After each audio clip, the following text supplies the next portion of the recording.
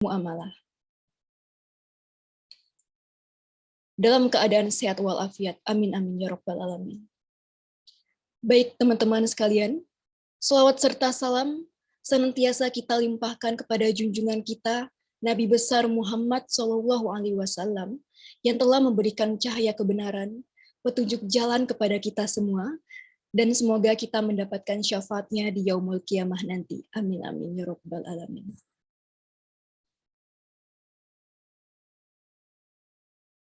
Baik hadirin ya wal hadirat rahimakumullah. Di hari yang berbahagia kali ini, izinkanlah saya, Alvina Sukma Maidasi, membacakan susunan acara pada sore hari ini. Baik yang pertama pembukaan oleh saya sendiri, dan yang kedua pembacaan ayat suci Al-Quran oleh Saudari Karisma Naomi Putri, dan yang ketiga sambutan Ketua Pelaksana oleh Saudari Intan Rosdiana, dan yang keempat sambutan Ketua Himapsi Universitas Aisyah Yogyakarta oleh Saudari Novi Andriani, dan yang kelima sambutan Kepala Prodi Psikologi Universitas Aisyah Yogyakarta, Ibu Anissa Warastri SPC MPC Psikolog, dan yang selanjutnya acara inti penyampaian materi oleh Saudara Hilmi Ahmad Fauzan, dilanjutkan sesi tanya jawab dan dokumentasi, dan yang selanjutnya yaitu doa yang akan dipandu oleh Saudari Karisma Naomi Putri, dan yang terakhir yaitu penutup. Baik, demikianlah susunan acara pada kajian akbar sore hari ini. Untuk membuka acara pada sore hari ini, marilah kita bersama-sama membaca basmalah terlebih dahulu. Bismillahirrahmanirrahim. Semoga acara pada sore hari ini dapat berjalan dengan lancar dan bermanfaat untuk kita semua. Hadirin yang dirahmati oleh Allah, untuk memulai acara kita pada sore hari ini, marilah kita mendengarkan bersama-sama pembacaan ayat suci Al-Quran oleh Saudari Karisma Naomi Putri. Untuk Saudari Karisma Naomi Putri, dipersilahkan. Baik, Assalamualaikum warahmatullahi wabarakatuh. Waalaikumsalam warahmatullahi wabarakatuh. A'udzu billahi minasy syaitonir rajim. Bismillahirrahmanirrahim. Ya ayyuhalladzina amanu taqullaha haqqa tuqatih wa la tamutunna illa wa antum muslimun wa'tasimu bihablillahi jami'an wa la tafarraqu واذكروا نعمة الله عليكم إذ كنتم أعداء فألف بين قلوبكم فأصبحتم بنعمته إخوانا وكنتم على شفا حفرة من النار فأنقذكم منها كذلك يبين الله لكم آياته لعلكم تهتدون ولتكن منكم أمة يدعون إلى الخير ويأمرون بالمعروف وينهون عن المنكر وأولئك هم المفلحون ولا تكونوا كالذين تفرقوا واختلفوا من بعد ما جاءهم البينات وأولئك لهم عذاب عظيم صدق الله العظيم. Wassalamualaikum warahmatullahi wabarakatuh. Waalaikumsalam warahmatullahi wabarakatuh. Masya Allah. Terima kasih kepada Saudari Karisma Naomi Putri yang telah membaca ayat suci Al-Quran. Semoga yang mendengarkan dan kita semua mendapatkan berkah oleh Allah Subhanahu wa Ta'ala. Dan semoga kegiatan kita pada sore hari ini diberkahi Allah Subhanahu wa Ta'ala. Amin ya Rabbal 'Alamin. Baik, hadirin yang kami muliakan. Baiklah, kita masuk acara kita yang ketiga, yaitu kata sambutan Ketua Pelaksana. Kepada Saudari Intan Rosdiana, kami persilahkan. Baik, Assalamualaikum warahmatullahi wabarakatuh. Waalaikumsalam Warahmatullahi wabarakatuh. Alhamdulillahirabbil warahmatullahi alamin. wabarakatuh. Nasta'inu ala umuri dunya waddin. Assalatu wassalamu ala asrofil anbiya'i wal mursalin wa ala alihi wa sahbihi ajma'in. Rabbi shrah li sadri wa yassir li amri wahlul 'uqdatam min lisani yafqahu qawli, amma ba'du. Yang kami hormati Ibu Anissa Warastri, SPSI, MPSI, psikolog, selaku Kepala Prodi Psikologi Universitas Aisyah Yogyakarta. Yang kami hormati Bapak Mustaqim Setio Arianto, SPSI, MPSI, selaku Pembina Himapsi Universitas Aisyah Yogyakarta. Yang kami hormati Ketua Himapsi Kak Novi Andriani. Yang kami hormati pula Kak Hilmi selaku pengisi acara pada sore hari ini. Sebelumnya kami ucapkan terima kasih kepada Kak Hilmi yang telah berkenan memenuhi undangan dari kami, yang telah berkenan memberikan pencerahan kepada kami para mahasiswa-mahasiswi yang tentunya masih sangat haus sekali dengan ilmu agama. Tak lupa pula saya ucapkan terima kasih kepada jajaran panitia yang telah mempersiapkan acara pada sore hari ini sehingga kita bisa melaksanakan acara pada sore hari ini sesuai dengan waktu yang telah ditetapkan sebelumnya. Tak lupa pula saya ucapkan terima kasih kepada para tamu undangan serta kajian akbar yang hadir pada sore hari ini.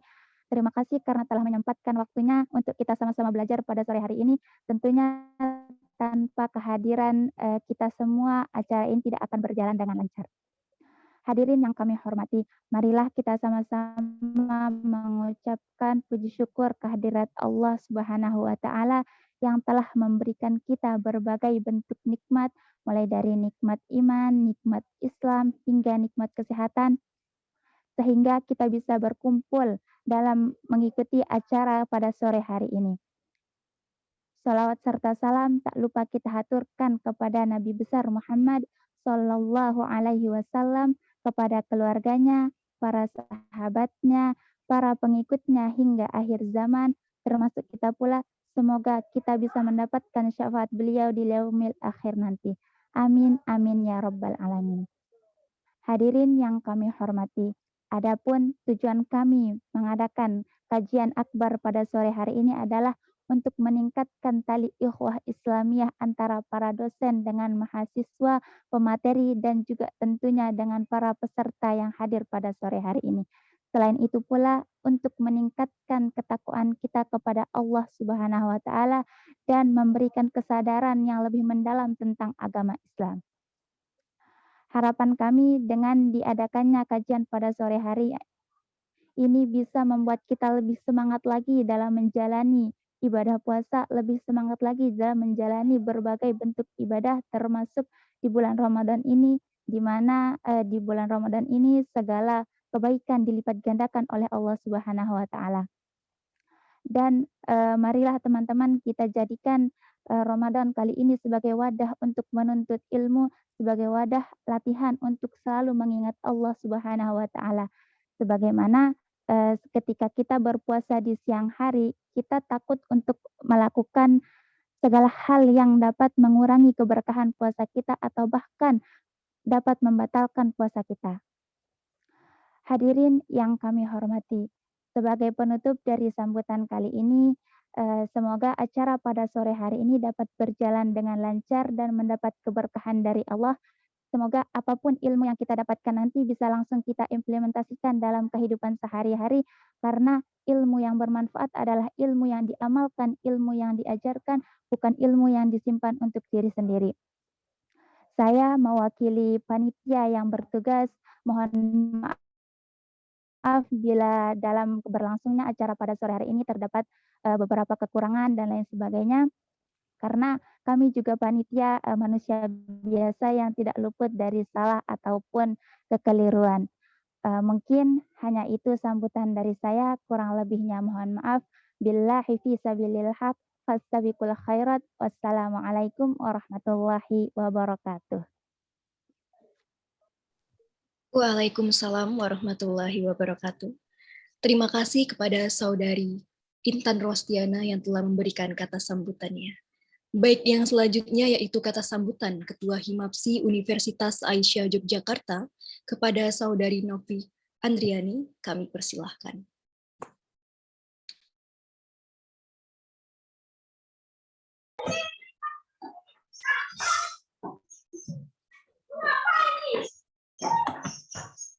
Bismillahirrahmanirrahim. Assalamualaikum warahmatullahi wabarakatuh. Innal hamdalillah wa nasta'inu wa nastaghfiruh wa na'udzu billahi min shururi anfusina wa min sayyiati a'malina. May yahdihillahu fala mudilla lahu wa man yudlil fala hadiya lahu. Asyhadu an la ilaha illallah wa asyhadu anna Muhammadan abduhu wa rasuluh. Pertama-tama marilah kita panjatkan puji syukur kehadirat Allah Subhanahu wa taala yang telah memberikan kita rahmat, kesehatan, insyaallah semuanya sehat yang hadir pada hari ini.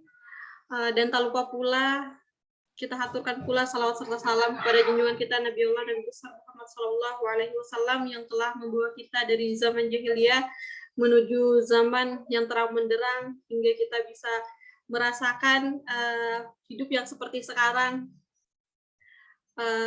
Terima kasih kepada Alvina yang sudah mempersilahkan kepada saya. Yang terhormat Ibu Anissa Warastri, SPSI Psikolog selaku Kepala Prodi Himpunan Kepala Prodi Psikologi Universitas Aisyah Yogyakarta. Yang saya hormati Bapak Mustaqim Setia Arianto, SPSI selaku pembina Himapsi Unisa yang mohon maaf Bapak tidak bisa hadir pada sore hari ini karena ada musibah yang menimpa adik beliau sehingga beliau harus menemani adiknya di rumah sakit. Dan yang saya bangga, yang saya hormati adalah Kak Hilmi Ahmad Fauzan selaku pemateri kita pada hari ini yang insya Allah akan memberikan kita materi yang luar biasa ya pada hari ini. Semoga materi dari beliau bisa bermanfaat untuk kita semua. Dan yang saya banggakan adalah teman-teman panitia yang sudah luar biasa mempersiapkan acara pada sore hari ini.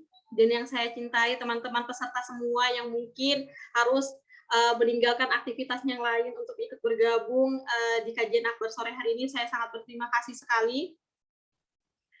Mungkin singkat saja sambutan dari saya, di mana teman-teman sekalian pada Ramadan kali ini semoga bisa menjadi Ramadan yang luar biasa untuk kita semua, apalagi untuk anak muda yang masih sangat kuat, yang masih sangat fit untuk bisa memanfaatkan Ramadannya sebaik-baik mungkin, apalagi dari segi ibadah dan lain sebagainya, bermanfaat bagi diri sendiri dan orang sekitar tentunya. Dan semoga kajian akbar edisi Ramadan ini benar-benar bisa mengukuhkan ukhuwah Islamiyah kita satu sama lain dan bisa menjadikan kita pribadi yang lebih baik lagi di Ramadan kali ini, bahkan akan berlanjut setelah Ramadan meninggalkan kita, seperti itu teman-teman. Jadi sangat dimohonkan untuk bisa menyimak apa-apa saja yang nantinya akan disampaikan oleh Kak Hilmi selaku pemateri, dan apabila ada yang ingin kalian tanyakan silahkan bisa langsung ditanyakan ya teman-teman semua.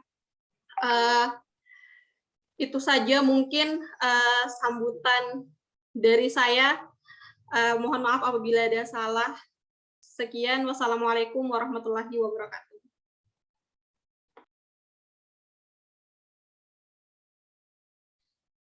Waalaikumsalam warahmatullahi wabarakatuh. Terima kasih kepada Saudari Novi Adriani atas kata sambutannya. Baik, kita langsung saja. Yang selanjutnya yaitu kata sambutan dari Kepala Prodi Psikologi Universitas Aisyah Yogyakarta, kepada Ibu Anissa Warastri, SPSI MPSI Psikolog, kami persilahkan. Assalamualaikum warahmatullahi wabarakatuh. Terima kasih Mbak Alvina selaku MC hari ini.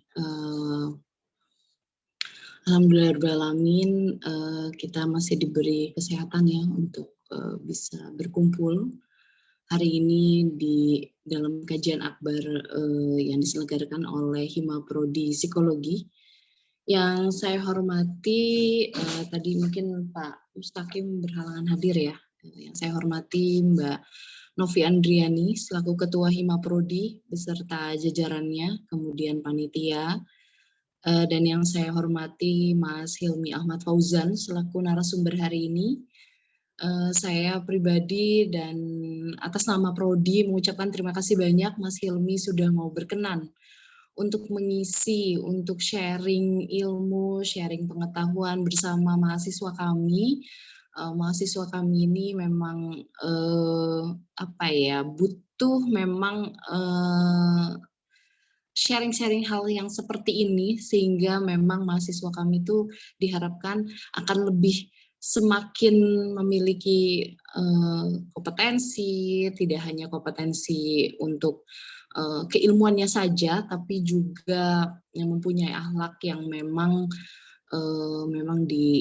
menjadi keinginan dari kita semua, yaitu menjadi manusia yang menaati peraturannya dan menjauhi larangannya. Amin, amin, ya rabbal alamin. Kajian akbar hari ini tuh lagi-lagi kita di masa pandemi ini kita tidak bisa menyelenggarakan secara offline ya, tapi saya rasa itu tidak mematahkan semangat kita. Ini dari kehadiran teman-teman saja sudah banyak ini yang menghadiri acara kajian akbar hari ini. Saya harap teman-teman bisa menyaring informasi, tidak juga bisa memanfaatkan waktu untuk bisa bertanya, untuk bisa sharing-sharing, untuk bisa nanya apapun gitu ke Mas Hilmi ya. Jadi supaya acara kita ini semakin bermanfaat, teman-teman juga bisa memperoleh tidak hanya manfaat dari mungkin tentang pengetahuan saja, tapi juga tentang hal yang lain, hal yang jauh yang lebih penting, bahwa sebaik-baiknya manusia itu tentu adalah manusia yang memang bermanfaat untuk orang lain. Mungkin itu tidak banyak panjang kata dari saya supaya bisa menghemat waktu. Terakhir dari saya, selamat menikmati acara ini, enjoy.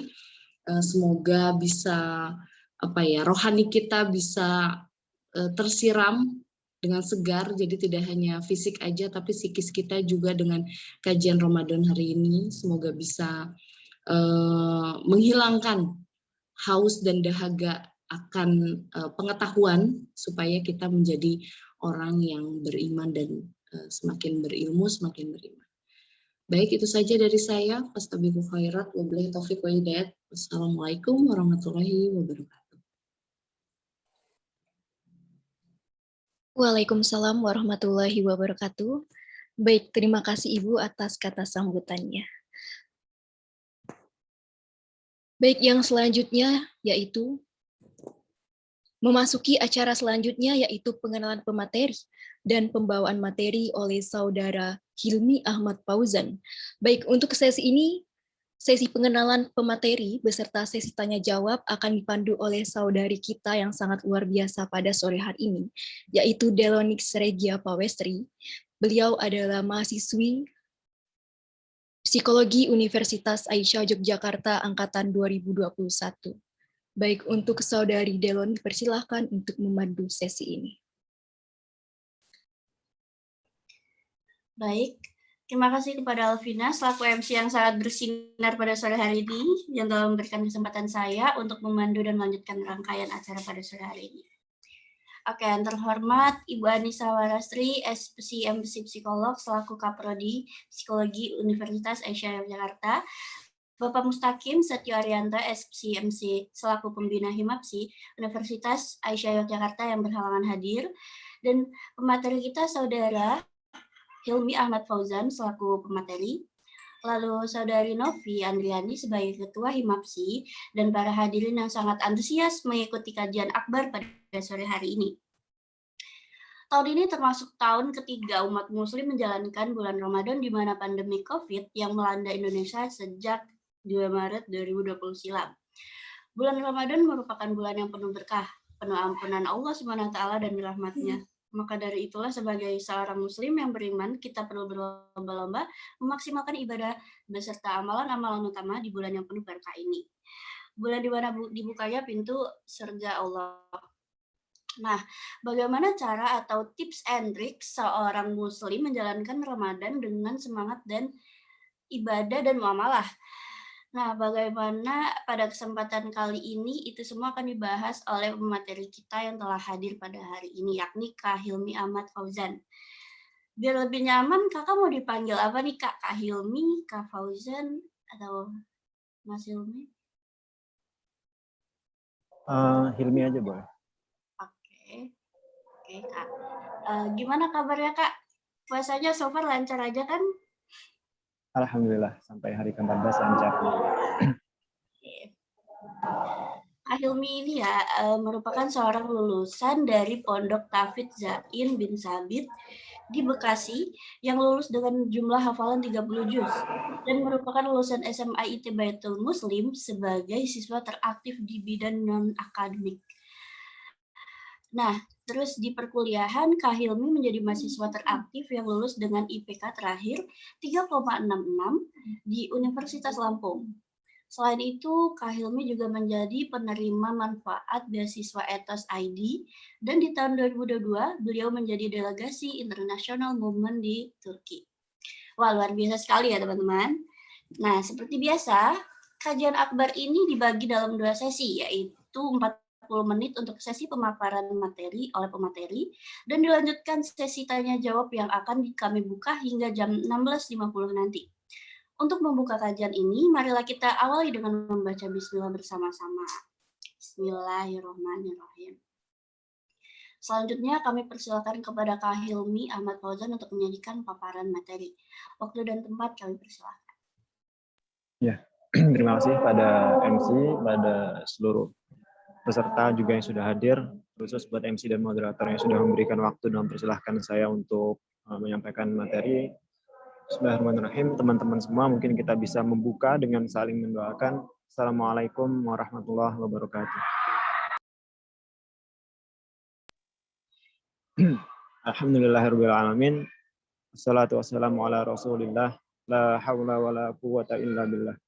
Qala rabbis shrah li sadri wa yassir li amri wahlul 'uqdatam min lisani yafqahu qawli. Alhamdulillahirabbil alamin. Bahagia dan senang sekali rasanya pada sore hari ini dapat berkumpul semua dengan teman-teman dari Universitas Aisyah Yogyakarta gitu ya. Terhalang jarak yang begitu jauh ya antara Lampung dengan Yogyakarta, namun Masya Allah gitu ya, dengan karunia Allah, dengan kehendak Allah, dengan kuasanya Allah, kita masih diberikan kesempatan untuk bertatap muka walaupun tidak secara langsung gitu. Semoga itu tidak mengurangi keberkahan yang datang, tidak mengurangi ilmu-ilmu yang sampai kepada kita semua, dan juga tidak mengurangi keridhaan-keridhaan Allah dalam majelis-majelis ilmu ini. Semoga semua teman-teman dalam keadaan sehat walafiat dan selalu diiringi keberkahan. Amin ya robbal alamin. Salawat beriring salam tetap tercurah pada junjungan kita Nabi Allah Muhammad Sallallahu Alaihi Wasallam, sosok manusia biasa. Sejatinya beliau adalah manusia biasa, gitu ya. Lahir pun seperti kita, memiliki nafsu, memiliki keinginan, memiliki kebutuhan, gitu ya.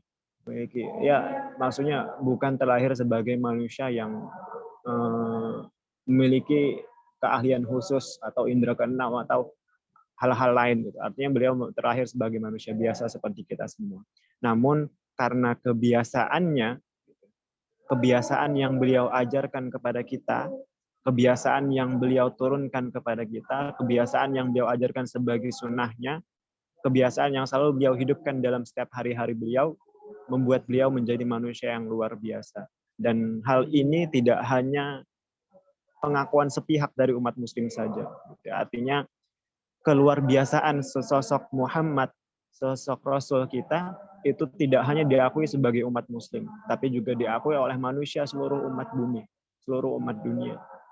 Gitu ya. Bahkan ada salah satu buku yang menggambarkan 100 tokoh paling berpengaruh dan nomor 1 adalah Nabi Muhammad SAW. Maka kita sebagai umatnya sejatinya adalah umat yang beruntung karena umat yang diajarkan kebiasaan-kebiasaan itu, umat yang selalu diharapkan untuk dapat selalu menerapkan kebiasaan-kebiasaan itu dalam setiap keseharian kita. Maka sejatinya seharusnya gitu ya, jika Nabi Muhammad saja manusia biasa yang terbiasa dengan kebiasaan itu, maksudnya kebiasaan untuk misal sholat rawatib, sholat duha, ya sunnah-sunnahnya Rasul lah. Kebiasaan-kebiasaan itu seharusnya jika kita menghidupkan kebiasaan-kebiasaan itu dalam keseharian kita, sunnah-sunnah itu dalam keseharian kita juga dapat menjadi umat yang luar biasa. Karena ini juga bukan hanya logika saja yang bermain, tapi janji Allah juga. Janji Allah itu melewati batas-batas logika. Gitu. Janji Allah itu kuntum khairu ummah. Kalian adalah umat terbaik, umatnya Rasul, umatnya Nabi Muhammad SAW.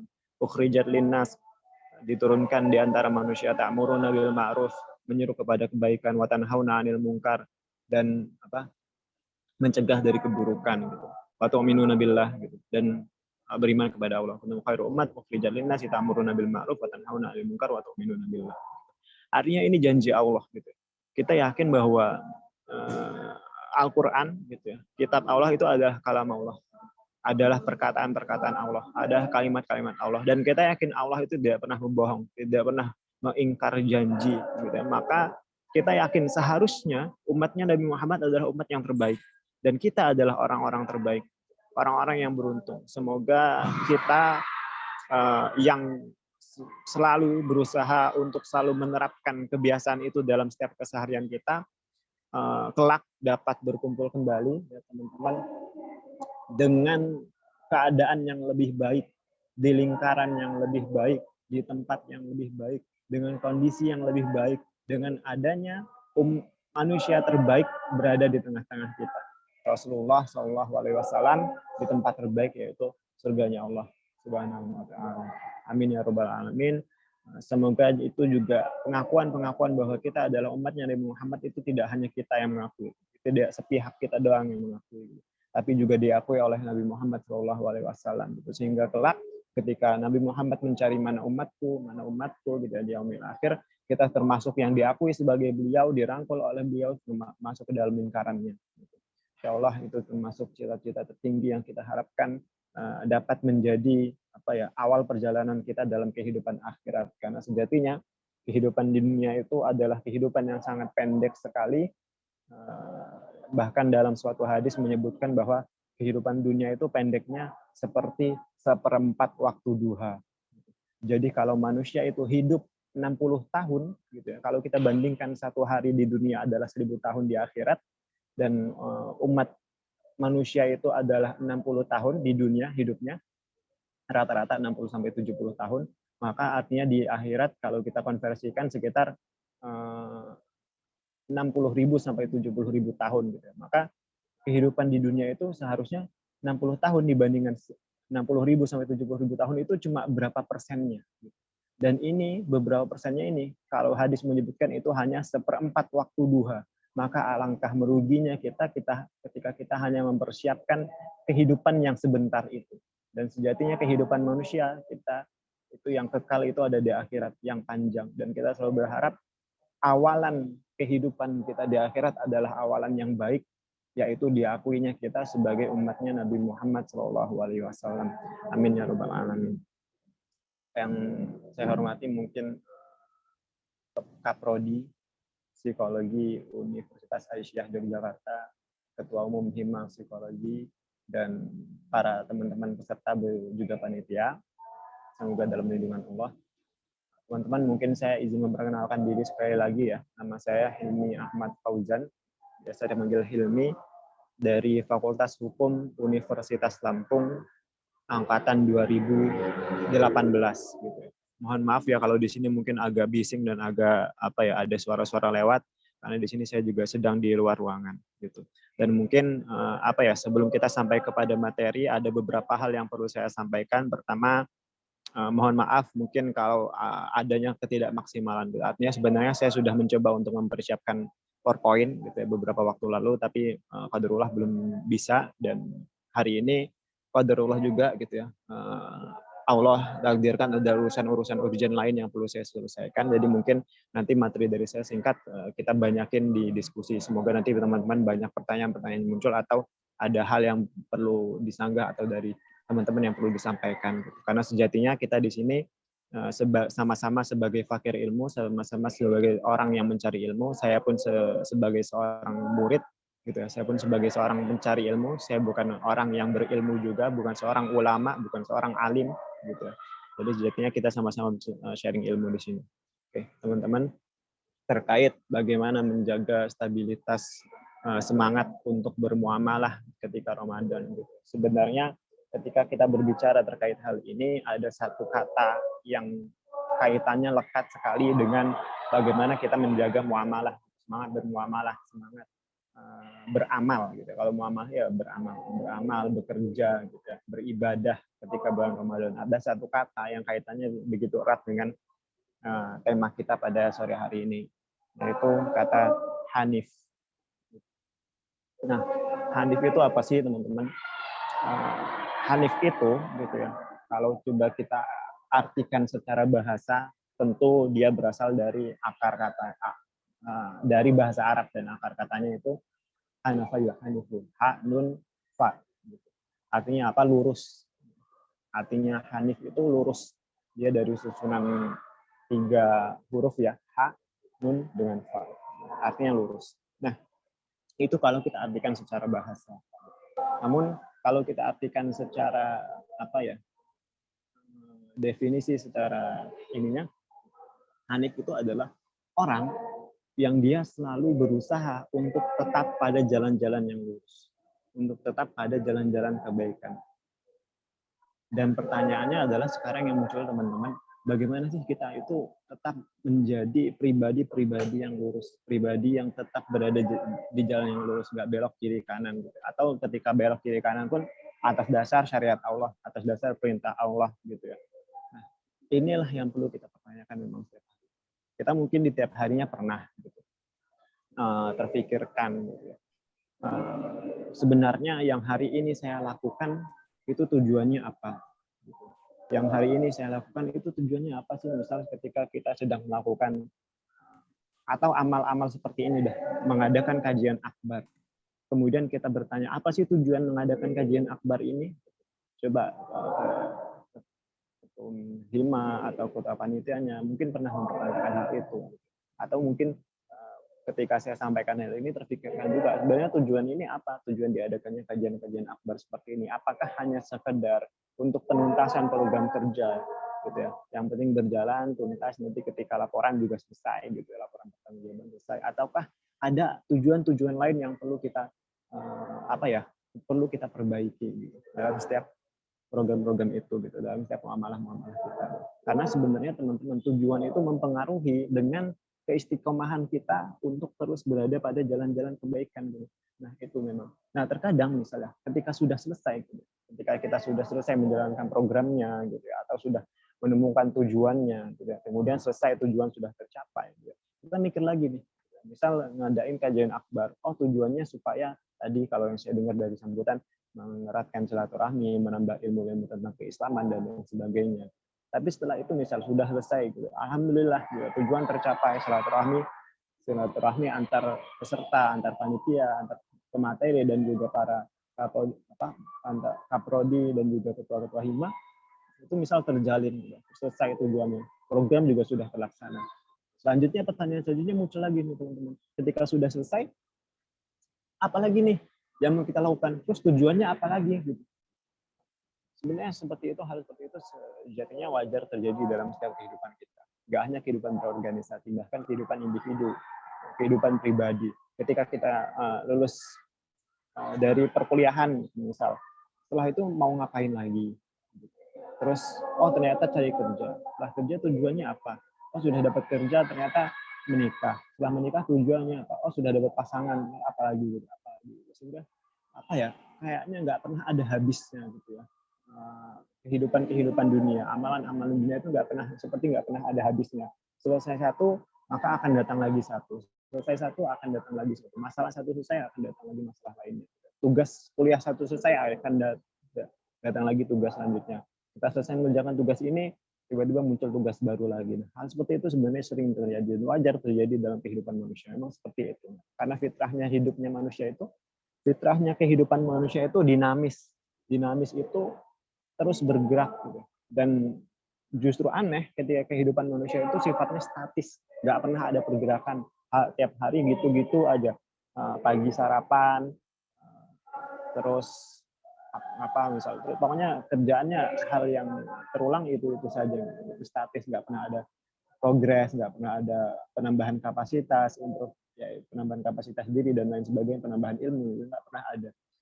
Jadi memang sejatinya harusnya kita sebagai manusia memiliki sifat dinamis dalam kehidupan kita. Nah, sekarang pertanyaannya itu teman-teman, ketika kita sudah menyelesaikan dari satu tujuan ke tujuan yang lainnya, dari satu program ke program yang lainnya, dari satu amalan ke amalan yang lainnya, apakah itu akan selesai? Maksudnya, kalau dengan kedinamisan hidup itu, kapan kita akan mengakhirinya? Kapan kita akan selesai? Dan ketika selesai, nanti apalagi yang akan terjadi? Hal inilah yang perlu dipertanyakan. Nah, hingga sampai pada waktunya. Sejatinya, kehidupan manusia, umat manusia itu memiliki batas, memiliki waktunya. Seperti yang saya katakan tadi, umat manusia itu sejatinya hidup rata-rata 60-70 tahun, maka batasnya pun sampai situ.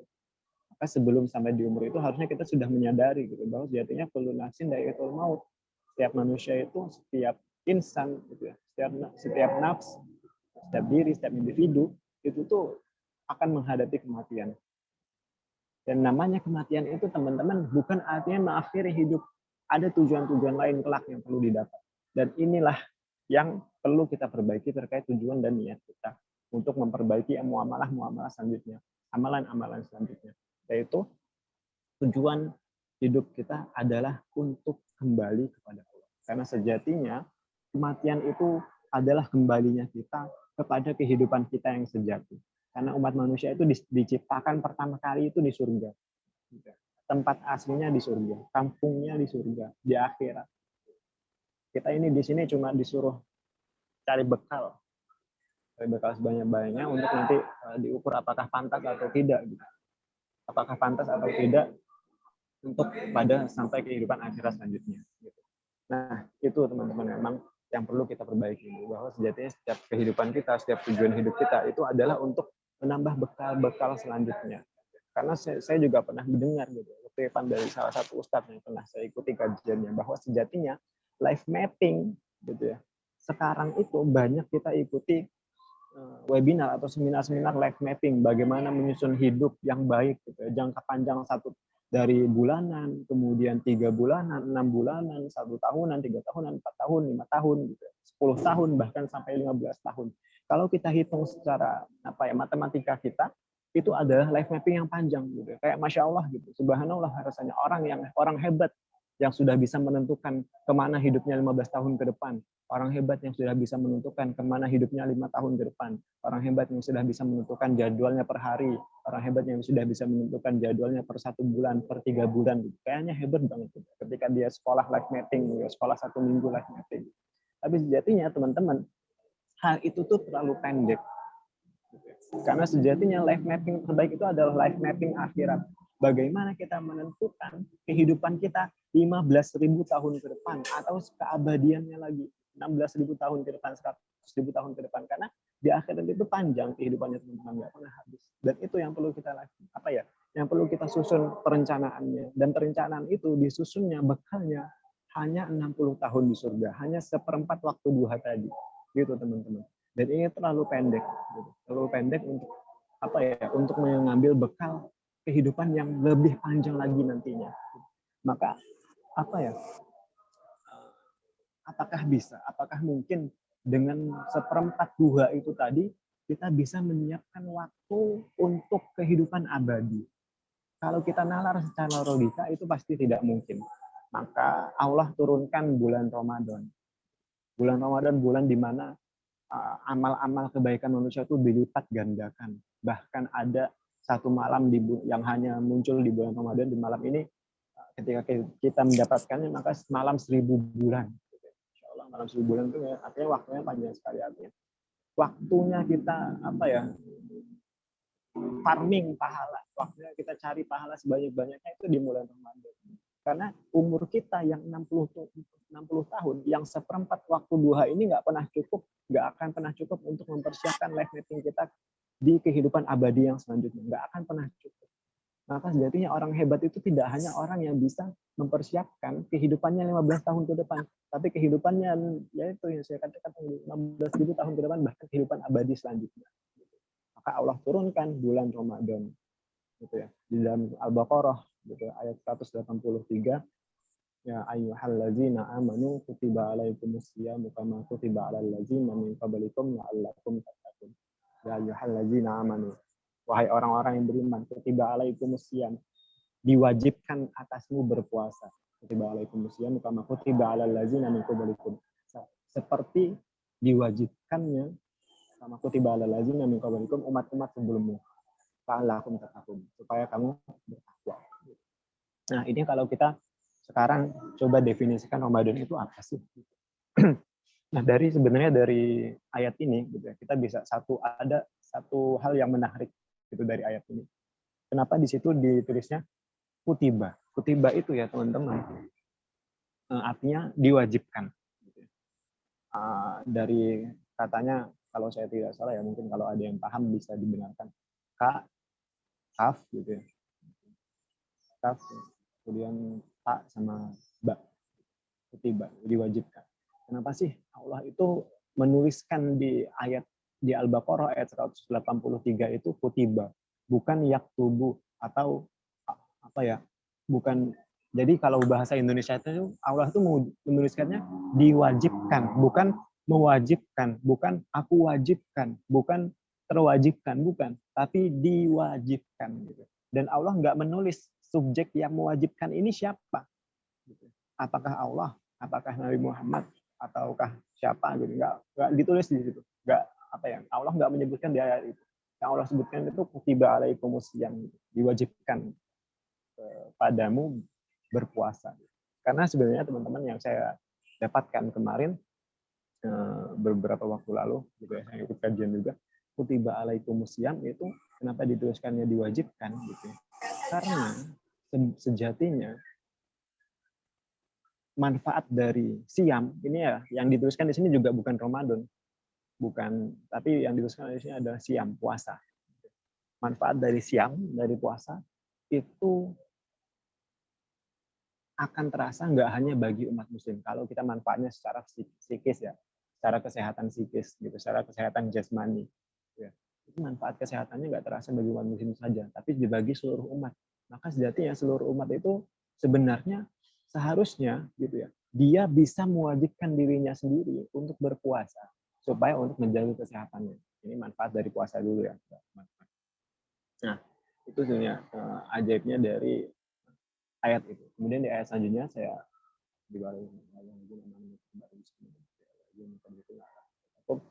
ada di ayat selanjutnya itu Syahrul Ramadan allazi unzila fihil Qur'an. Bulan Ramadan, Syahrul Ramadan allazi adalah bulan unzila fihil Qur'an, yang diturunkan Al-Qur'an. Unzila fihil Qur'an hudal linnas, sebagai petunjuk bagi manusia.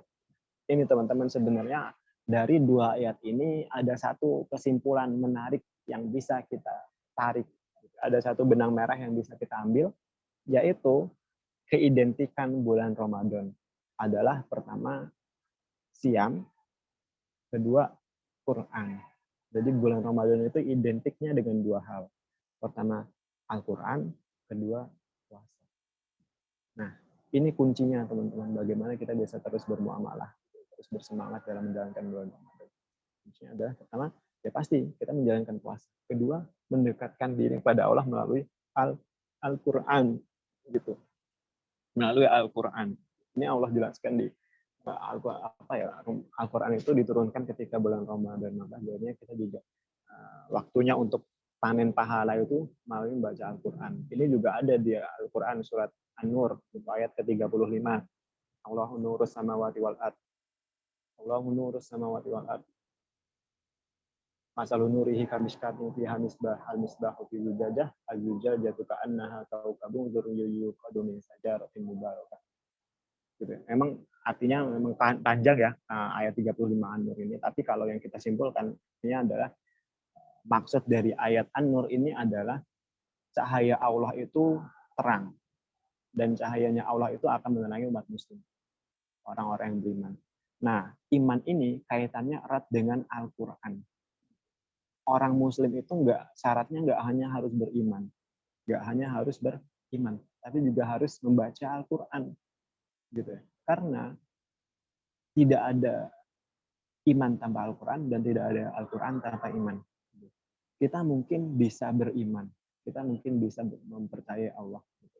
Tapi kalau kita nggak pernah membaca Al-Quran, maka rasanya seperti hal yang kosong, gitu, hal yang hampa aja, gitu. Pun sebaliknya, kita rajin membaca Al-Quran, tapi kita tidak pernah mengimaninya. Sama seperti non-muslim yang membaca Al-Quran. Nggak pernah mengimani Al-Quran, tapi dia baca Al-Quran. Maka seharusnya kita dua hal ini gitu, identik dan harus selalu dikaitkan. Bagaimana untuk terus baca Al-Quran dalam keimanan. Ketika dua hal ini tergabungkan, maka nurun ala nur, gitu, cahaya di atas cahaya. Gitu. Artinya saking terangnya cahaya Allah yang akan menyinari hamba-hambanya yang menghidupkan keimanan dan Al-Quran tadi. Nah, sebenarnya itu teman-teman kuncinya adalah bagaimana kita terus menghidupkan Al-Quran dalam setiap keseharian kita, terutama di bulan Ramadan. Karena sejatinya teman-teman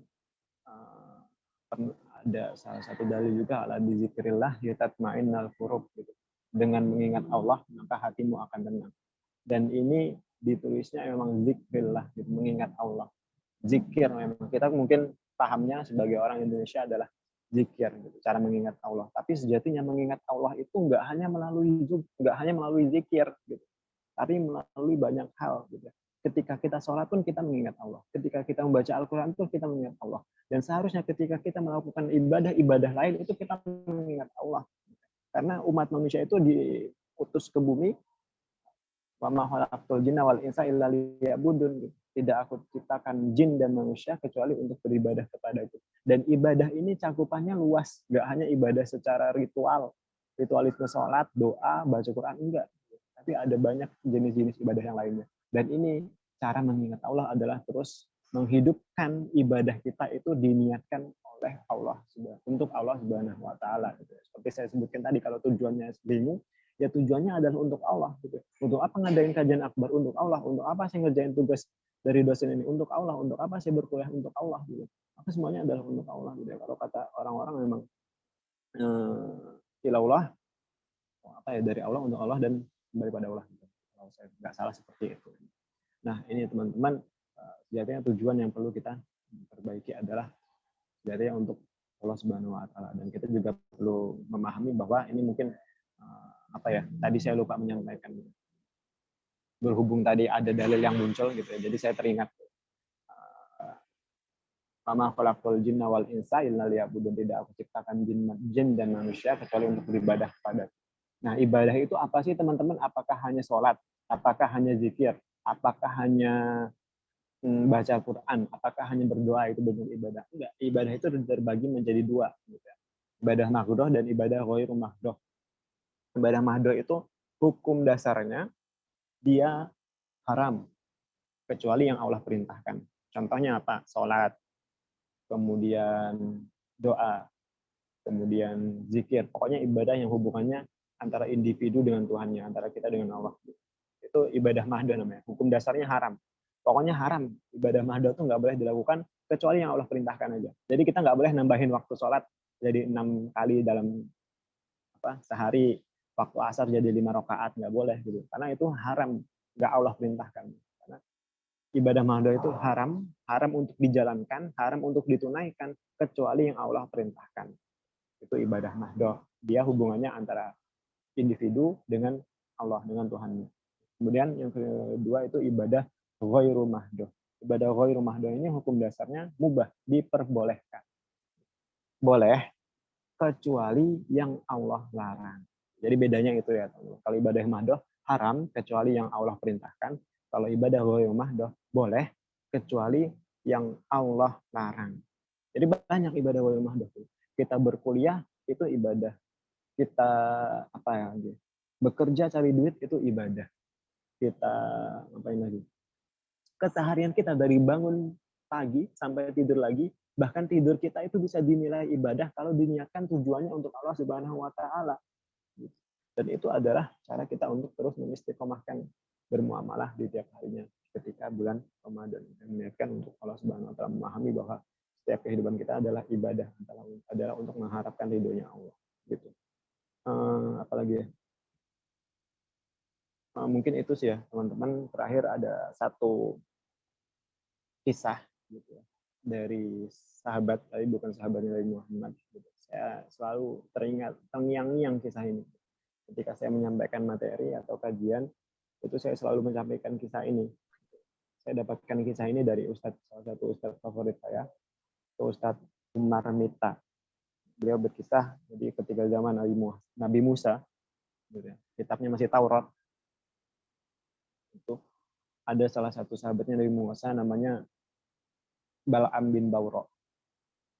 Bal'am bin Bawro ini sahabat Nabi Musa yang soleh. Bahkan Nabi Musa bilang, saking solehnya Bal'am bin Bawro ini, ketika dia minta, ketika dia doa, maka saat itu langsung Allah ijabah. Langsung muncul saat itu juga. Saking solehnya Bal'am bin Bawro. Artinya ini apa ya? Kayak mustahil, tapi memang itu penggambaran kesolehannya Bal'am bin Bawro. Saking solehnya Bal'am bin Bawro. Kemudian hingga tiba suatu hari ada satu momen Bal'am bin Bawro ini naik ke atas gedung, naik ke atas bangunan, ngajak untuk beribadah gitu. Mungkin kalau sekarang sholat gitu, tapi kalau dulu ketika kitabnya masih Taurat, saya kurang paham memang. Mengajak ibadah, emang nggak ada toa, nggak ada apa, jadi naiknya ke atas bangunan terus teriak-teriak. Dia naik ke atas bangunan, rumah atau apalah, nggak dijelaskan memang.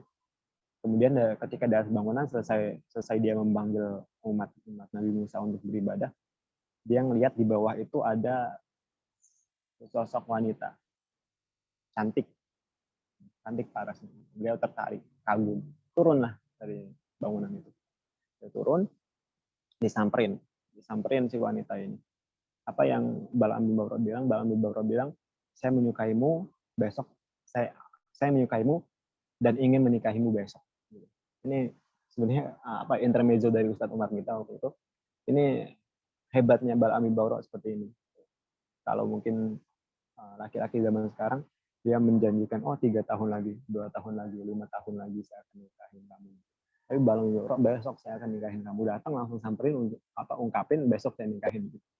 Ya, itu memang intermezzo. Tapi hikmahnya bukan di situ. Kata Bal'am bin Bawro seperti itu. Terus apa kata wanitanya? Kata wanitanya, sesungguhnya saya berbeda denganmu terkait pemahaman. Masuklah ke agamaku, maka aku akan menikahimu.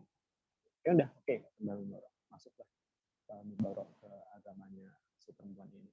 Di malam pertama. Jadi zaman dulu itu memang rumah itu cuma satu bangunan plong kosong. Jadi nggak disekat-sekatnya, mungkin cuma pakai apa ya? Cuma pakai benda-benda itu. Kasurnya itu dulu kayak dipan, tapi dipan tanpa penyangga gitu, kayak yang tahu-tahu ada kanopi di dalam rumah gitu, tapi kanopinya tempat tidur. Naiklah ke atas tempat tidur itu. Belum sempat disentuh si wanita ini, sedikit pun belum sempat disentuh ya, di malam pertama, belum sempat disentuh sedikit pun, ambruklah kasurnya dan Bal'am bin Bawro meninggal dunia. Meninggal dunia dalam keadaan yang kafir, tidak menduakan Allah. Artinya pun dalam kesehariannya yang soleh, gitu. Kesehariannya yang penuh dengan amal-amal baik, tapi jika akhir hayatnya adalah akhir yang buruk, maka buruklah seluruhnya. Buruklah seluruhnya. Jadi memang yang perlu kita doakan di tiap doa-doa kita itu sejatinya adalah akhir yang baik bagi kehidupan kita. Nah, jadi tetap harus diikhtiarkan untuk terus menjadi sesosok yang hanif, sesosok yang terus memiliki semangat untuk memperbaiki diri, tapi juga memohon ampunan dan memohon pada Allah untuk diberikan akhir yang baik di akhir hayat kita. Jangan jadi seperti Ba'al Baro. Tapi kan ini kisah Ba'al Baro yang soleh, tapi ada juga kisah yang pelacur yang mungkin sudah terkenal. Kisahnya yang pelacur di akhir hayatnya beliau ngasih minum anjing, padahal beliau sendiri sudah kritis lah gitu ya. Tapi ada air minum, pas mau diminum melihat anjing, akhirnya mendahulukan anjing itu. Nggak dapat minum si pelacur ini dan meninggal.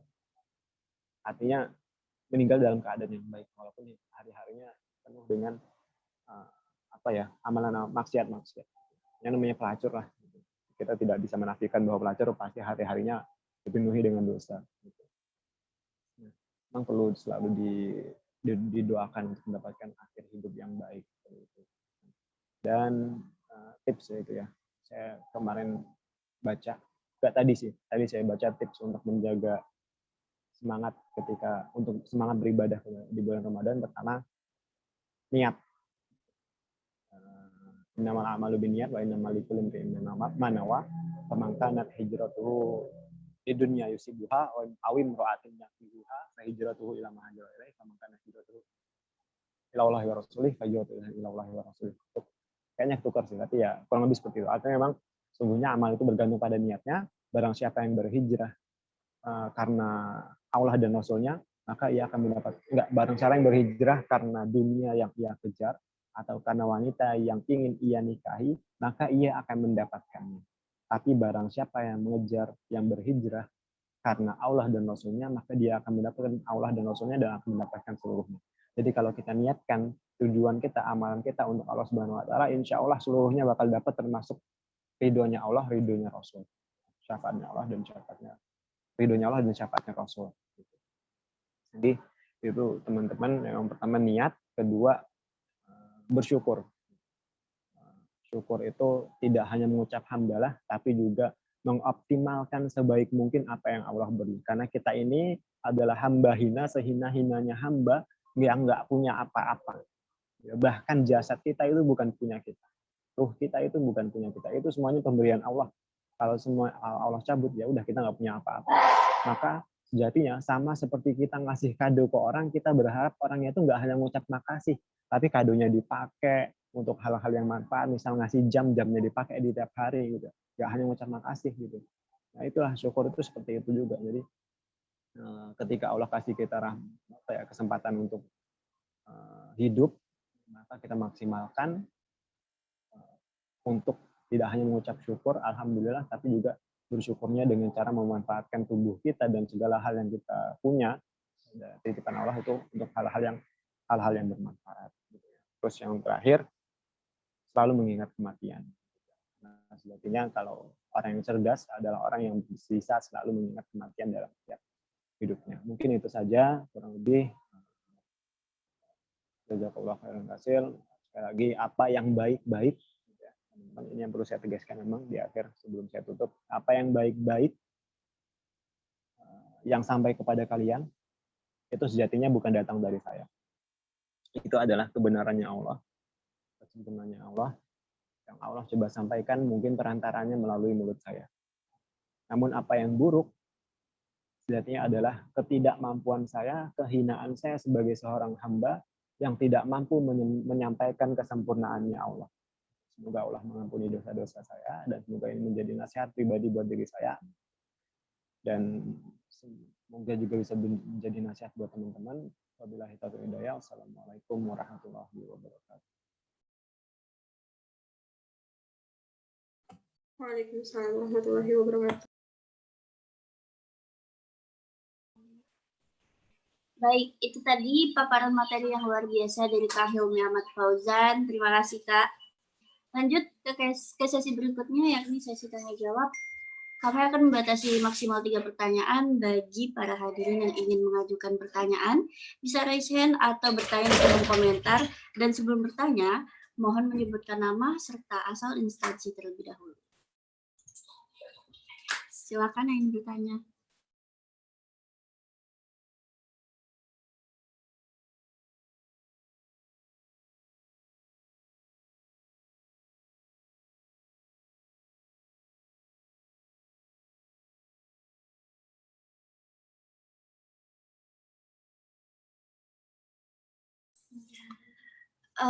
Kak, ada pertanyaan dari saya sendiri. Jadi, apa yang memotivasi Kakak Hilmi sendiri untuk memfarming pahala? Nah, bagaimana caranya konsisten? Mungkin begitu, Kak. Ya, kalau saya memotivasi diri saya untuk terus farming pahala ya, kalau kita bahasakan tadi, adalah bahwa menyadari saya ini masih banyak dosanya dan saya ini hamba yang hina. Bener sih, emang tiap hari selalu ingat gitu. Kalau tiap hari itu saya masih ngerjain dosa, maka yang harusnya sih diseimbangi dengan amalan-amalan yang baik. Jadi memang kalau saya pribadi seperti itu, mengingat dosa, kalau banyak timbangan dosa ya kita nggak mau juga. Kita ini hamba yang apa ya? Kita ini pengen masuk surga, tapi rasanya nggak pernah pantas untuk masuk surga. Maka harusnya terus memantaskan diri dengan cara yaitu terus berusaha istiqomah, seenggaknya menghidupkan satu amalan. Kalau kata Ustadz saya di pondok dulu, kalau nggak bisa diistiqomahkan semuanya, maka pilih salah satu dan jadikan itu sebagai amalan terbaik. Misal banyak sih sunnahnya Rasulullah itu kan, sholat duha, sholat malam, sedekah, apalagi tilawah, banyak doa, banyak sunnah-sunnahnya Rasulullah. Kata Ustadz saya, kalau nggak bisa diistiqomahkan semua, pilih salah satu yang kamu paksakan terus untuk hidup dalam diri kamu. Dipaksakan terus. Entah itu dalam kondisi yang futur, kondisi yang jelek, kondisi iman yang buruk, entah itu dalam kondisi iman yang tinggi. Amalan itu jadi amalan andalan kita. Itu perlu sih. Misal amalan andalan kita duha tiap pagi 2 rakaat gitu. Ya udah, itu yang terus kita coba hidupkan dalam setiap keseharian kita gitu. Dan itu yang perlu kita kayaknya juga bisa jadi tips gitu. Gimana sih? Pilih salah satu amalan terbaik aja. Amalan terbaik, dan itu juga bisa menjadi pemberat paling bisa jadi hal yang paling memberatkan timbangan kita, bisa jadi ketika kita terus menghidupkan amalan-amalan itu. Namanya iman memang yang yankus gitu. Kalau dalil canda-candaannya, al-imanu fluktuatif. Iman itu fluktuatif, naik turun. Kalau aslinya kan al-imanu yanjid wa yankus. Iman itu naik dan turun. Ya, ketika naik kita yang tahu, ketika turun kita yang tahu. Jadi yang tahu keimanan kita itu diri kita sendiri. Ketika naik kita yang tahu, ketika turun kita yang tahu. Maka yang bertanggung jawab untuk menjaga iman itu ketika naik amalannya tetap baik, ketika turun amalannya tetap baik, itu kita juga. Dengan cara apa? Dipaksa. Paksa. Pokoknya males, paksa aja. Gak bisa. Setidaknya satu lah, satu amalan andalan. Dia itu sih ingat dosa. Itu sejatinya teman-teman, kalau Allah bisa tampakkan dosa, teman-teman nggak akan pernah mau mendengar omongan saya. Bahkan teman-teman tidak akan pernah mau rasanya nggak pernah pantas saya untuk berada di sini sebagai materi lah. Jadi memang bersyukur Allah masih tutup dosa-dosa kita semua. Maka rasa syukur itu adalah terus berbuat baik, dan selain itu juga sebagai penyeimbang kita di dalam berbuat dosa, seenggaknya ada pemberat amalan baik yang bisa menyeimbangkan dosa-dosa itu. Allahu a'lam bishawab.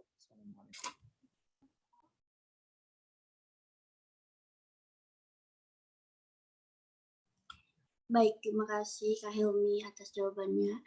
Di kolom komentar ada Karafif Nugraha dari MAPSI ingin bertanya, Kak. Jadi mengenai materi tadi tentang cerita di mana seorang yang mengajak nikah, tapi syarat pindah agama.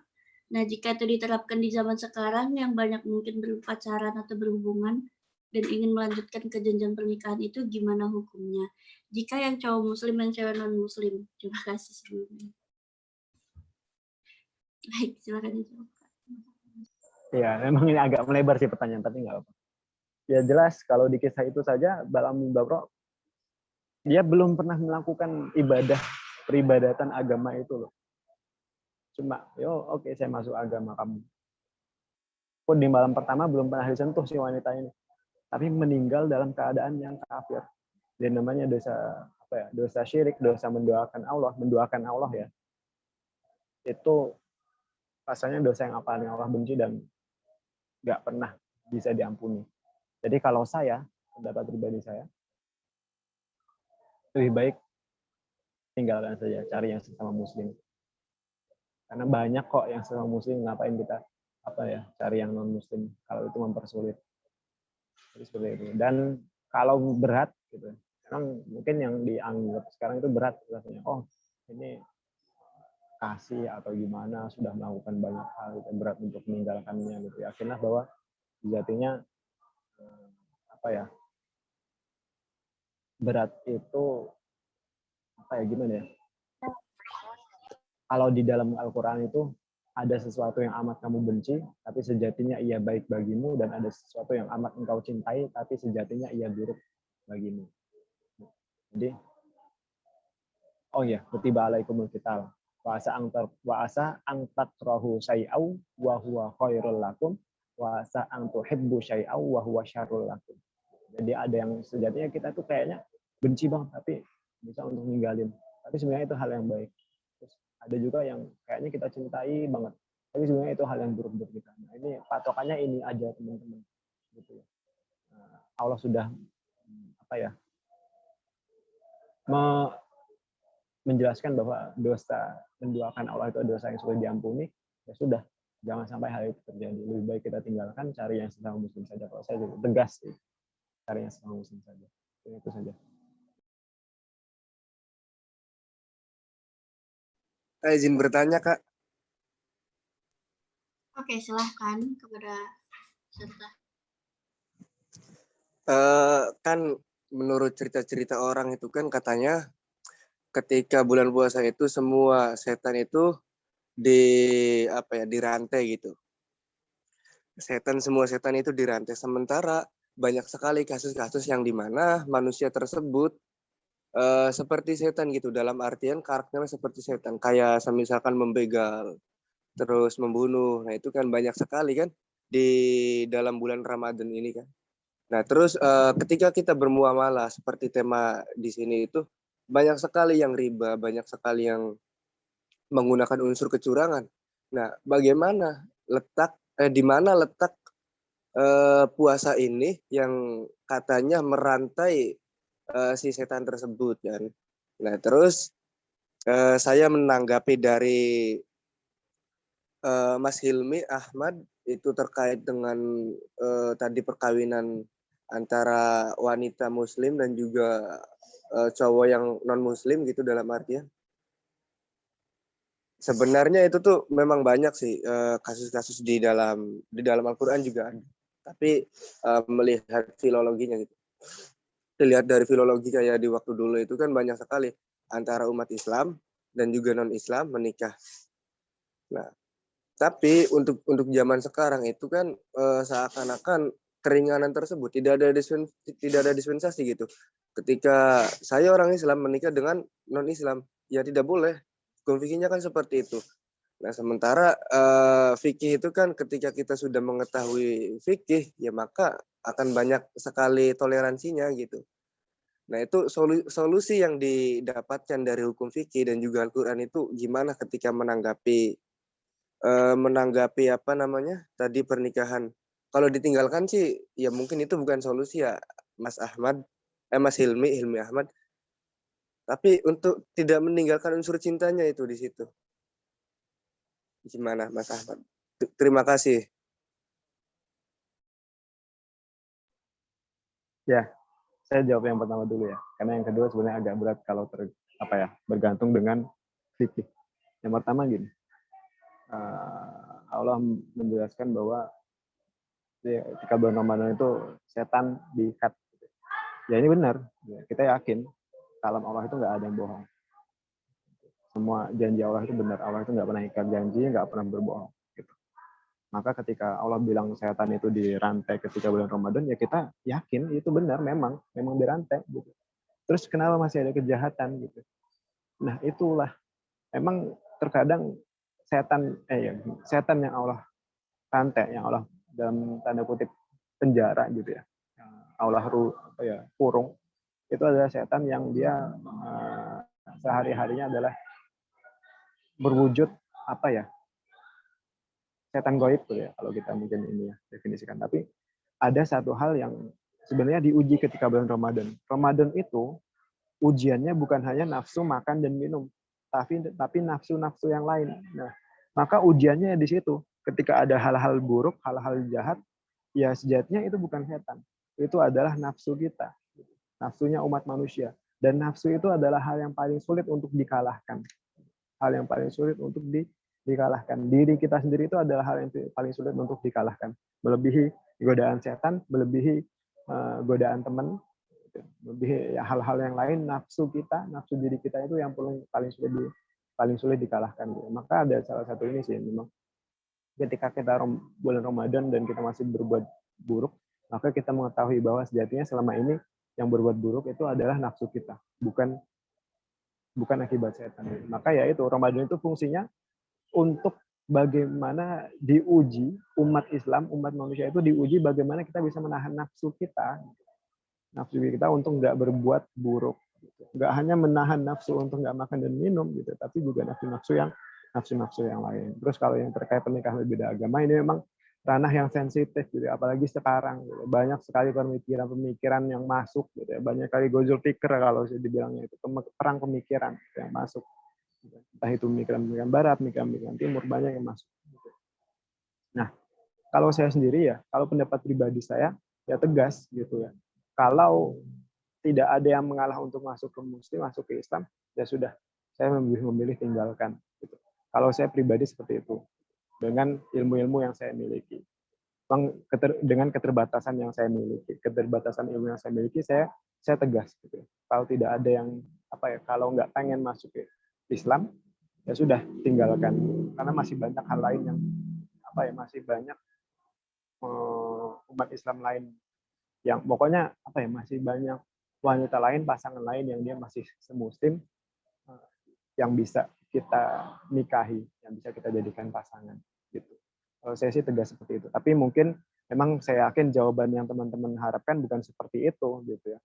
Jawaban yang teman-teman harapkan bukan seperti itu, tapi ya kalau saya sendiri menyarankan untuk menanyakan hal seperti itu, tanyakan saja kepada alim ulama langsung yang mengerti tentang fikih nikah, fikih ya banyak tentang ilmu fikih gitu. Itu memang benar ilmu fikih itu banyak menoleransi, tapi ya bukan berarti dengan kebanyakan bukan berarti dengan toleransi itu kita jadi melakukan pembenaran gitu. Agak lucu memang. Terkadang dengan adanya toleransi dalam ajaran fikih kita jadi melakukan pembenaran gitu. Karena sebenarnya seharusnya sebagai umat muslim kita itu harus menjadi pribadi yang berhati-hati di tengah-tengah, nggak terlalu optimis tapi juga nggak terlalu pesimis. Maksudnya gimana gitu?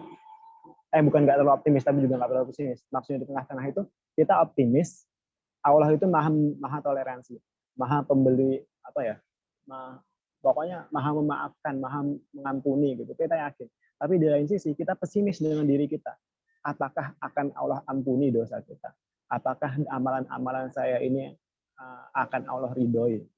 Jadi ya sebenarnya seperti itu. Kalau saya sendiri berhati-hati gitu daripada apalagi dalam yang seperti ini, pernikahan beda agama ini isunya sensitif. Jadi saya lebih memilih berhati-hati, ya sudah tinggalkan. Karena yang saya takutkan adalah diri saya sendiri, bukan ampunan Allah. Saya yakin mungkin ketika saya menikah dengan non-muslim, kemudian tapi setelah itu misal memutuskan untuk nggak ada yang pindah agama, gitu, artinya yang cewek tetap non-muslim, yang kita tetap muslim, gitu ya. Tapi tiap hari kita tobat, ya, mohon ampunan sama Allah. Gitu. Ya saya yakin Allah pasti bisa aja ngampuni gitu. Tapi yang saya khawatirkan itu diri saya gitu loh. Diri saya, bisa nggak sih saya itu terus-terusan kayak gitu? Enggak. Ya, memang yang lemah itu diri kita. Allah itu memang maha pengampun, tapi yang lemah itu diri kita. Jadi memang yang perlu ditanamkan itu seperti itu, teman-teman. Selalu berhati-hati. Memang umat Islam itu umatan wasatan gitu. Berada di tengah-tengah yang membedakan hak dan batil, dan juga yang tengah-tengahnya itu berhati-hati dalam setiap keseharian kita. Ini memang masalah ini kompleks dan panjang pembahasannya gitu ya, dan saya rasa saya bukan orang yang pandai dalam ilmu-ilmu seperti ini. Mungkin itu saja, wallahu a'lam bishawab. Assalamualaikum. Waalaikumsalam warahmatullahi wabarakatuh. Ada pertanyaan lagi di kolom komentar sebagai peserta dari Holisatun Nisa. Oke, jadi katanya Kak, ketika kita sudah mengingatkan teman kita supaya tidak melakukan dosa seperti berpacaran, tapi teman kita tetap melakukannya. Apakah kita gagal Kak sebagai umat muslim untuk saling mengingatkan saudara sesama muslim, atau teman sendiri untuk menjauhi hal-hal yang tidak baik? Terima kasih. Silakan kayaknya untuk beliau. Oke. Ya, masalah ini juga menarik. Ya, Allah itu memerintahkan kita untuk menyeru pada hal yang baik dan mencegah pada hal yang buruk. Itu perintah Allah, cukup sampai situ batasannya. Ini yang perlu kita garis bawahi. Jadi masalah hasil itu bukan urusan kita. Apakah ketika kita misal, nggak boleh pacaran, nggak boleh melakukan dosa ini, nggak boleh melakukan dosa ini, tapi teman kita nggak berubah, kita merasa gagal? Enggak, karena kita berhasil, karena kita sudah menuntaskan itu, maksudnya sudah ngingetin, ayo sholat gitu, tapi dia nggak mau, ya udah jangan merasa gagal, karena tugas kita tuh cuma ngingetin. Allah itu cuma bilang ta'muruna bil ma'ruf gitu. Maka ke tingkat keberhasilan kita itu ketika kita berani mengingatkan aja, karena untuk mengingatkan pun kadang butuh keberanian yang tinggi gitu teman-teman. Kadang kita nggak enakan sama teman kita untuk ngingetin sholat, untuk ngingetin apalagi ngingetin ibadah-ibadah sunnah, kita itu nggak enakan gitu. Terus memberanikan diri untuk mengingatkan itu sudah termasuk kesuksesan, karena Allah itu memerintahkan itu saja. Urusan dia berubah atau enggak itu bukan urusan kita lagi, itu sudah masuk ke urusannya Allah, itu sudah masuk ke urusan Allah. Maka jangan pernah merasa gagal ketika kita mendakwahi teman kita tapi ternyata teman kita nggak berubah, karena itu bukan lagi urusan kita, itu sudah termasuk pada bagiannya Allah. Kita jangan menjadi Tuhan untuk perilaku manusia. Tapi kita cukup kerjakan saja tugas-tugas kita untuk mengingatkan, masalah dia berubah atau tidak, sudah cukup doakan saja. Biar Allah yang menentukan berubahnya dia nanti atau enggak. Dan ya memang masalah ini perlu selalu diterangkan, karena terkadang ketika kita merasa gagal, akhirnya besoknya sudah malas lagi. Gitu. Saya ingetin sholat, nggak pernah mau sholat. Ya. Besoknya saya ingetin lagi, nggak pernah mau sholat. Besoknya saya ingetin lagi mau sholat. Ya udah, merasa gagal. Udah deh, nggak usah ngingetin. Ya udah, kamu gagal kalau kamu berhenti. Ya udah, jangan pernah berhenti. Tugas kita kan ngingetin. Ya udah, jangan pernah berhenti ngingetin. Tapi ketika kita merasa gagal karena dia nggak sholat, terus berhenti ngingetin, ya sudah, kamu gagal. Jangan pernah berhenti ngingetin. Itu aja. Allahu a'lam bishawab. Kak, boleh nanggapin gak, Kak? Tadi pertanyaan Mas siapa itu? Mau nambahin yang dikatakan oleh Mas Hilmi Ahmad itu. Ya, memang sih batasan kita itu hanya mengajak, seperti dalam surat apa itu yang ud'u ila sabili rabbika bil hikmati wal mau'izatil hasanah wajadilhum billati hiya ahsan. Nah, itu kan hanya berbatasan untuk mengajak saja. Adapun mau dan tidaknya itu kan prerogatif si orang yang diajak tadi. Nah, seperti dalam ceritanya Nabi Yunus itu kan, Nabi Yunus itu umurnya 900 tahun. Mendapatkan umat hanya 90. Selama 10 tahun mendapatkan satu orang. Nah, apakah kita mengatakan itu gagal? Tentu tidak gitu kan. Karena ya satu saja itu sudah, selama 10 tahun satu mengajak orang itu sudah termasuk kesuksesan. Dan Allah itu menonton apa yang diproseskan, bukan hasil akhir, tapi prosesnya yang ditonton. Mungkin kiranya seperti itu, Mas. Terima kasih. Ya, betul. Saya sepakat sekali dengan Mas Al-Hafiz tadi. Ya, memang itu masalah berubah atau tidak, itu prerogatif dirinya dan prerogatif Allah juga. Gitu. Dan masalah keberhasilan dakwah itu bukan diukur dari kuantitas. Ya, itu kayak Nabi Yunus. Bahkan Nabi Nuh pun berapa tahun? 700 tahun berdakwah, umatnya cuma berapa sih? 700 tahun berdakwah umpamanya sekitar berapa ya? Puluhan, saya lupa jumlah pastinya berapa. Ini apakah dikatakan gagal? Enggak. Jadi masalah kegagalan atau enggak itu bukan dari kuantitas, tapi dari usaha kita untuk terus berdakwah, untuk terus mengingatkan. Ud'u ila sabili rabbik bil hikmah wal mau'izatil hasanah. Jadi itu ya. Jazakallahu khair, Mas Al-Hafiz. Waalaikumsalam warahmatullahi wabarakatuh. Baik, terima kasih atas antusiasme para audiens yang hadir pada sore hari ini. Terima kasih juga kepada Kak Hilmi yang telah memberikan jawaban yang luar biasa. Semoga ilmu yang diberikan pemateri bermanfaat serta dapat diterapkan ke kehidupan sehari-hari. Tidak terasa waktu telah menunjukkan pukul 17:11. Sebelum saya serahkan acara ini kembali kepada MC, saya akan mengumumkan pemenang door prize kita pada kajian akbar kali ini. Selamat kepada Kak Al-Hafiz dan Kak Holisatun Nikmah. Nanti bisa dihubungi oleh panitia, jangan keluar dulu ya. Jadi kesimpulan pada pengajian kali ini adalah sejatinya kematian adalah kembalinya manusia ke kehidupan yang sejati, sehingga kita perlu menyusun life mapping sebagai persiapan kita menuju ke kehidupan yang abadi. Nah, sekian. Terima kasih atas kesempatan yang telah diberikan kepada saya. Mohon maaf bila ada kekurangan ataupun kesalahan, karena kesempurnaan hanyalah milik Allah Subhanahu wa Ta'ala. Sekian dari saya. Terima kasih. Wassalamualaikum warahmatullahi wabarakatuh. Waalaikumsalam. Sesi selanjutnya saya serahkan kepada MC. Kepada Alvina dipersilahkan. Waalaikumsalam warahmatullahi wabarakatuh. Terima kasih kepada moderator kita, Delonix Regia Pawestri, yang telah memandu sesi tanya-jawab pada kajian akbar ini, dan terima kasih kepada Saudara Hilmi Ahmad Fauzan yang telah menyampaikan materi yang sangat luar biasa pada kajian akbar sore hari ini. Baik, kita sudah di penghujung acara. Sebelum mengakhiri acara kajian akbar pada sore hari ini, ada baiknya kita berdoa bersama-sama agar dapat memberikan kebaikan dan mencegah keburukan yang dapat melimpah kita.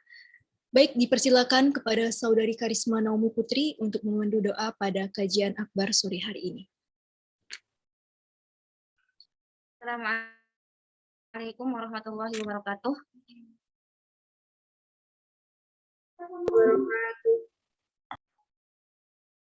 A'udzu billahi minasyaitonir rajim. Bismillahirrahmanirrahim.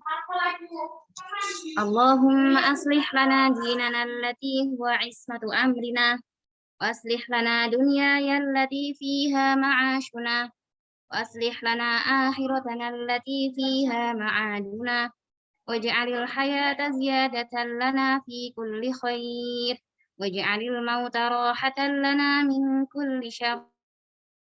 Allahumma ij'al khaira umrina akhirah wa khaira amalina khawatimah wa khaira ayyamina yawma nalqaka fih. Allahumma inna nas'aluka 'ishatan haniyah wa mitatan sawiyah wa maraddan ghayra muhzin wa la fadih. Allahumma inna nas'aluka khairal mas'alah wa khairal du'a wa khairal najah wa khairal ilmi wa khairal amal wa khairal thawab wa khairal haya wa khairal mamat wa thabbitna wa thaqil mawazinina wa haqiq imanina wa rafa' darajatina wa taqabbal salatina wa ghfir khati'atina wa nas'alukal 'ula minal jannah. Allahumma la tada' lana dhanban illa ghafartah wala hamman illa farajtah wala daynan illa qadaitah wala hajatan min hawaijid dunya wal akhirati illa qadaitaha ya arhamar rahimin. Rabbana atina fid dunya hasanah wa fil akhirati hasanah wa qina adzabannar. Wa sallallahu ala nabiyyina Muhammad wa ala alihi wa ashabihi wa sallama tasliman katsira. Wassalamualaikum warahmatullahi wabarakatuh.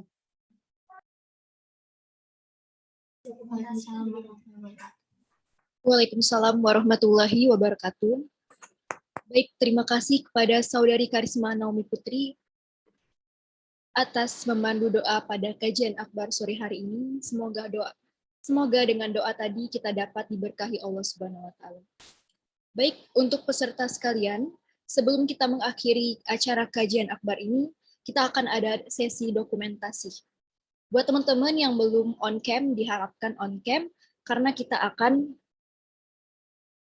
Oke, mohon maaf buat Kak Hilmi, udah live ya?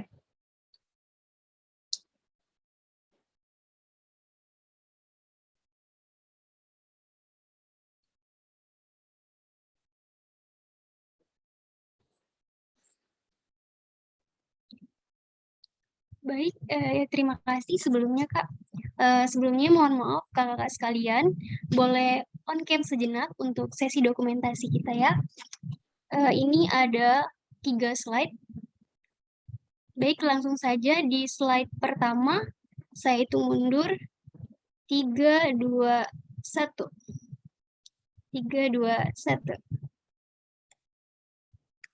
Oke, slide selanjutnya. 3, 2, 1. Dan slide terakhir, 3, 2, 1.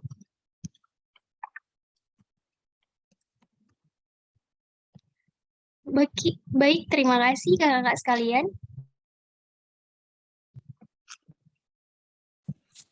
Baik, terima kasih kepada sesi PDD yang telah memandu sesi dokumentasi pada kajian akbar ini.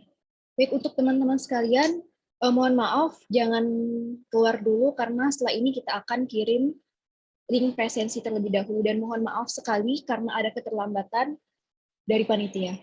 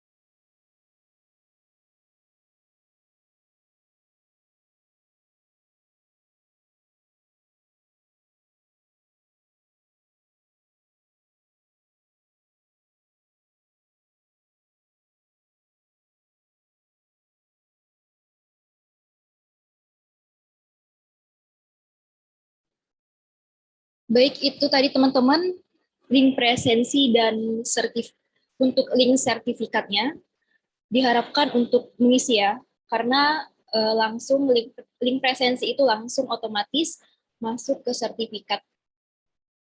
Gitu. Monggo teman-teman untuk diisi.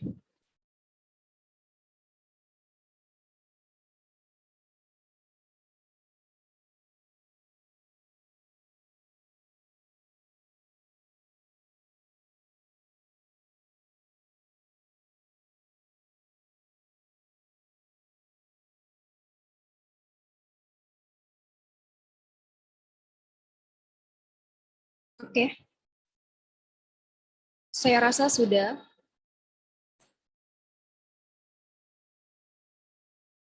Baik teman-teman sekalian, sebelum mengakhiri kajian pada sore hari ini, para hadirin yang dimuliakan Allah, demikian rangkaian acara kajian akbar keagamaan di MAPSI Universitas Aisyah Yogyakarta bersama Saudara Hilmi Ahmad Fauzan dan teman-teman peserta sekalian. Semoga kegiatan kajian akbar ini memberi manfaat dan juga mudah-mudahan acara ini mendapat kompetensi untuk kita semua dan dapat diterapkan dalam kehidupan sehari-hari.